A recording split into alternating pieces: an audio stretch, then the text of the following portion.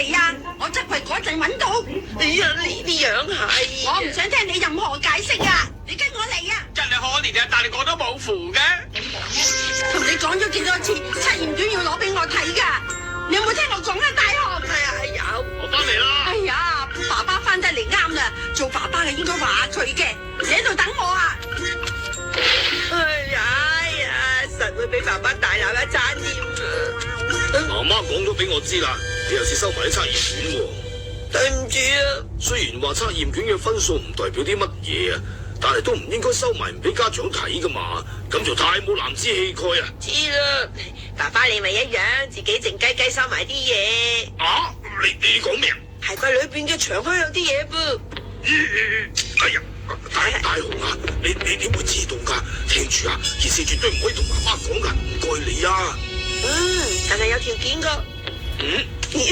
爸爸，你今日要好好咁鬧下大雄至得啦。係咁樣嘅，其實大雄佢都知道錯噶啦，我諗冇需要再繼續鬧佢啦，不如就咁算啦。唔可以啊，一定要好好鬧醒佢，咁再為咗佢好啫。算數把啦，就咁啦，呢次就原諒佢一次啦。聽住啊，大雄，以後唔好啦。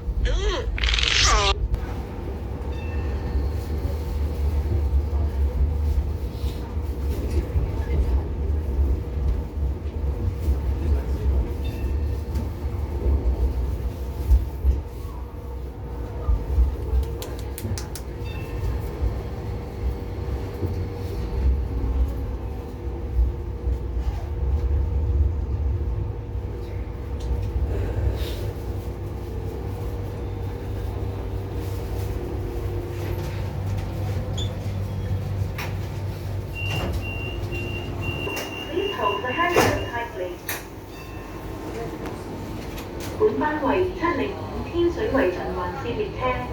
This is route 7。可以咁噶，爸爸你坐低啊，就係因為你成日縱容佢先會有前望嘅咋。連測驗卷都可以收埋唔俾我睇。